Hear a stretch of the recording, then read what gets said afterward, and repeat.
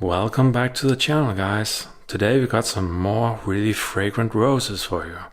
And the first one is Alexandra David Neel by Delbart Roses. The second is Double Delight. And the third is the most fragrant, and I'll keep that one a secret until later. But let's get going here. First up, Alexandra David Neel. A Delbart rose. And what is that color? Is it pink or is it lavender? Some mix between. I'll let you be the judge of that. The camera catches the color quite well, so. But let's have a whiff here. Oh yeah, this is kind of like a Chateau de Chevanier. You have this floral and honey scent to it, kind of like a spring flowers. It is only a 7.5 out of 10 on fragrance, but the difference between this one and Chateau de Chevanier is the Chateau de Chevanier is a bit more sweet, a bit more freesia, a bit more lily of the valley. But let's continue here. It is a very good Delbart rose, not my favorite, but decent on fragrance, 7.5. But let's continue to Double Delight here, and let's have a whiff of Double Delight. Oh yeah. That is an 8 to an 8.5. Very fruity scent on that one. I actually think this is a better rose than Nostalgie Rose. Nostalgie Rose is very weak in vigor and doesn't give you a very powerful fragrance, about the 8, 8.5. This one is a really powerful fragrance. It is a bit more yellow in the white than Nostalgie Rose, especially when the bloom just unfolds. But I don't really mind that. I still think it creates the same effect. And that really fruity fragrance is just wonderful. I have heard some people complain about the winter hardiness on Double Delight. I haven't really had an issue yet, but I've heard a lot of people complain about that.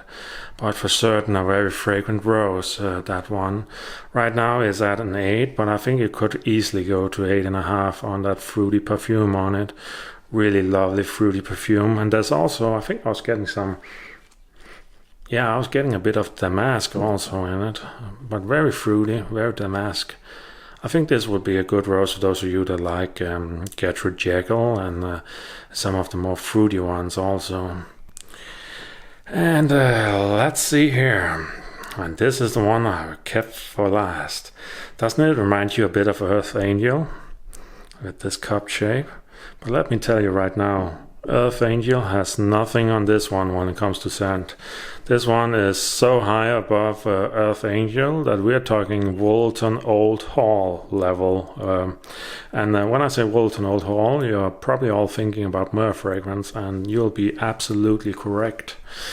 This one has a very good fragrance. I would say about a 9 out of 10.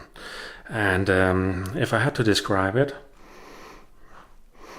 oh yeah, you get a very, very, very potent fruit scent on the front end, and then you get a lot of myrrh at the back end, kind of like a Boscobel. If any of you know the fragrance on Boscobel, this is very similar to Boscobel. It is just a little bit different in the fruit tone. I would say the fruit tone is more towards mango and papaya, where in Boscobel it is more sweet in my opinion. This one is a bit more acidic, and then it is a bit more aniseed in the myrrh also on the background, but very, very similar to Boscobel. And very, very potent, a 9 out of 10, so it is actually much more scented than Boscobel. Now you're probably all wondering, what is that rose? What is it called? And it is such an unknown rose that most of you aren't growing it, I guarantee you that. It is a rose called Peter Paul Rubens.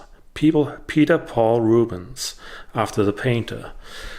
So Peter Paul Rubens, really scented, 9 out of 10. Especially good if you guys like Boscobel. Mine is still a bit too young, so I can't really comment on the long-term health of this one. So far it has seemed just about as healthy as anything else, to be honest with you. But that scent is really, really powerful. So yeah, guys, that was the 3 roses for today. Alexandra David Neel from Delbart, Double Delight, and Peter Paul Rubens. And that was it, guys. There'll be more videos soon, but I have to edit them first. So stay tuned.